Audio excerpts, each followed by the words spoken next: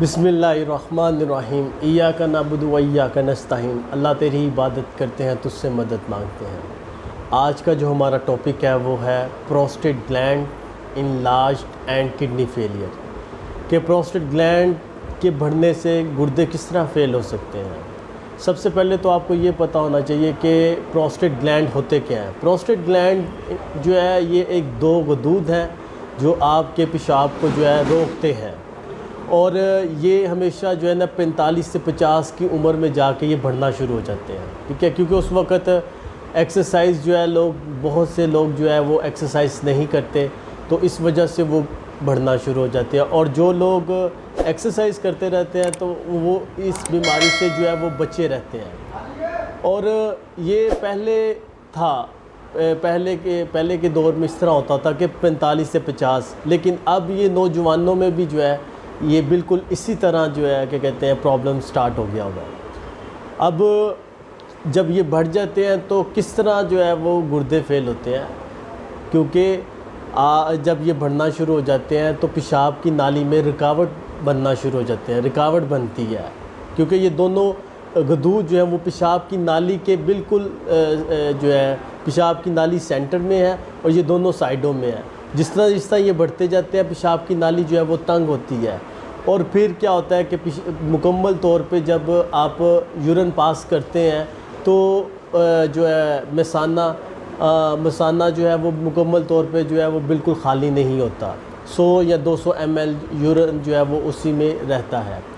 तो जिस तरह वो यूरिन मुकम्मल तौर पे ब्लैडर जो है आपके यूरिन को पास आउट नहीं करता, तो वो वहाँ पे जिस तरह इकट्ठा रहता है, वो फिर क्या होता है कि उसमें बैक्टीरिया पैदा होना शुरू हो जाते हैं, और वो बैक्टीरिया क्या करते हैं कि आहिस्ता आहिस्ता आपके मसाने को इन्फेक्ट करते हैं, जिससे आपकी एक बीमारी है सिस्टाइटिस पैदा होती है।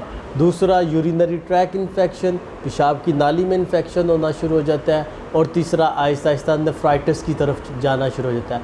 पेशाब जो है वो जब मुकम्मल तौर पे पास नहीं होता तो फिर वो क्या करता है गुर्दे में वापस जाना शुरू हो जाता है, जिससे आपके गुर्दे जो है उसमें हाइड्रोनेफ्रोसिस जैसी बीमारी जो है वो पैदा होना शुरू हो जाती है, सूजन होना शुरू हो जाती है, और इस तरह फिर जो है आपके गुर्दे इन्फेक्ट करना शुरू हो जाते हैं और क्रोनिक किडनी डिजीज़ की तरफ चले जाते हैं, जिसे हम कहते हैं किडनी फेलियर।